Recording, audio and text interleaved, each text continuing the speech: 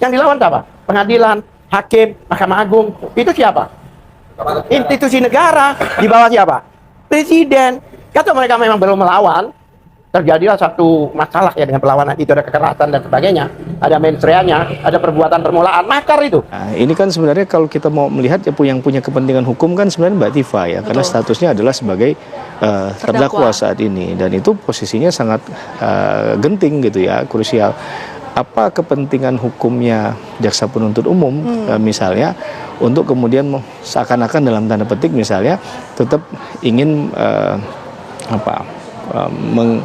memaksakan dalam tanda petik lagi ya, untuk seolah memaksakan kasus ini tetap berjalan, karena kita akan bicara tentunya adalah kepastian hukum.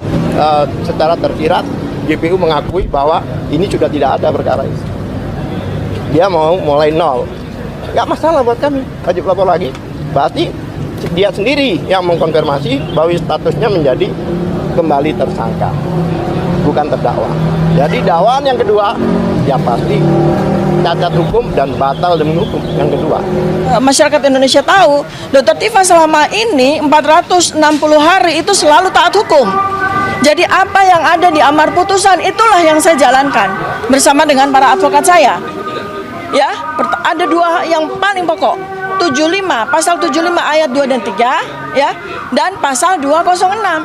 Jadi semestinya pihak penuntut umum kalau memang tidak puas ya dengan amar putusan dari PN Jakarta Timur, dia harus melakukan perlawanan dengan menggunakan pasal 206. Hormati apa yang terjadi di Pengadilan Negeri Jakarta Selatan, di mana kami saat ini sedang menjalankan pra pengadilan, dan sesuai dengan undang-undang bahwa sidang pokok perkara itu tidak bisa dijalankan kalau sidang pra-peradilan masih berjalan. Ya, itu yang harus diketahui oleh seluruh masyarakat Indonesia. Saya memberikan underline, saya memberikan penegasan bahwa saya tidak mangkir, saya tidak menyerah. Terbukti dengan apa yang tadi para advokat saya sampaikan pada sidang pra-peradilan ini. Kita semua berjuang untuk meluruskan undang-undang yang saat ini kita lihat potensi dilanggar oleh pihak penuntut umum, ya. Karena pada amar putusan yang sudah diketok palu oleh Hakim Pengadilan Negeri Jakarta Timur sudah jelas ya, 23 Juli 2026 sudah jelas bahwa sidang saya sudah dinyatakan batal demi hukum, ya. Artinya sudah tidak ada lagi yang bisa dilakukan, dan pada amar putusan itu jelas menyatakan bahwa pasal yang dipakai adalah pasal 75 ayat 2 dan 3 dan bukan ayat 4. Artinya ayat 4 itu adalah JPU diberi wewenang, diberi hak, ya, kesempatan untuk melakukan perbaikan. Itu tidak diberikan oleh hakim, dan hakim memberikan selain pasal 75 ayat 2 dan 3 juga pasal 206. Nah, pasal 206 pada hari ini advokat saya, para advokat saya justru mengedepankan itu. Apa artinya pasal 206? Pasal 206 pertama jelas tertulis pada amar putusan. Artinya apa? Artinya JPU diberi hak untuk melakukan banding. Perlawanan banding di pengadilan tinggi. Itu yang kami tunggu. Kalau memang JPU mengajukan perlawanan di pengadilan tinggi, akan kami siapkan. Jadi sama sekali tidak cerita Dr. Tifa mundur, ya. Kami menunggu, dan kami sebagaimana masyarakat Indonesia tahu, Dr. Tifa selama ini 460 hari itu selalu taat hukum. Jadi apa yang ada di amar putusan itulah yang saya jalankan bersama dengan para advokat saya. Ya. Yang pertama sudah dinyatakan batal demi hukum. Kalau ini yang digunakan oleh saudara termohon atau dalam hal ini penuntut umum untuk menyatakan bahwa pra-peradilan ini sudah terlambat karena sudah ada sidang pokok perkara, ahli tadi menyatakan tidak bisa menggunakan sidang pokok perkara yang pertama karena sudah dinyatakan batal demi hukum oleh hakim pada tingkat pertama.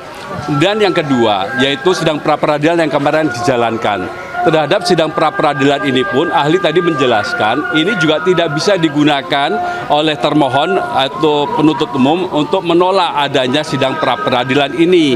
Kenapa? Karena sidang pra-peradilan sidang pokok perkara yang kedua ini dari segi panggilan sidangnya itu tidak sah, tidak patut dan sah menurut KUHAP, ya. Mengapa demikian? Karena dilakukan tanggal 10 kemudian sidangnya tanggal 13, sedang diberikannya surat itu baru tanggal 12. Ya, itu salah satu alasan hakim menyatakan ini panggilan belum benar, belum sah dalam sidang pokok perkara kemarin. Juga perhatikan, hakim memberi waktu 2 minggu. Ini artinya hakim juga paham ada sidang pra-peradilan yang sedang dijalankan. Yang terakhir penambahan keterangan saya, ahli tadi juga menyatakan atas pertanyaan saya terkait pasal 75 ayat 4 yang menerangkan tentang hakim memberikan kesempatan. Apakah itu pemberian kesempatan yang diberikan oleh pembuat undang-undang atau pemberian kesempatan yang diberikan oleh hakim? Yang mana ini? Ahli mengatakan itu pemberian kesempatan yang diberikan oleh hakim. Artinya kalau hakim tidak memberikan kesempatan, no way. Setelah putusan pengadilan yang nyatakan kasus Dr. Tifa batal demi hukum, selanjutnya Dr. Tifa tantang jaksa untuk penuntut umum untuk banding. Terakhir, JPU sarankan Tifa wajib lapor lagi, dan tentu kubu Tifa tak tinggal diam tanggapi ini. Menurut mereka, JPU justru perkuat putusan pengadilan, dan mengapa mereka bernafsu sekali tak memaksakan kasus ini tetap lanjut. Mungkin dasar itu pula yang sebabkan Dr. Tifa tak datangi pengadilan versi mereka seraya melawan dengan pra-peradilan.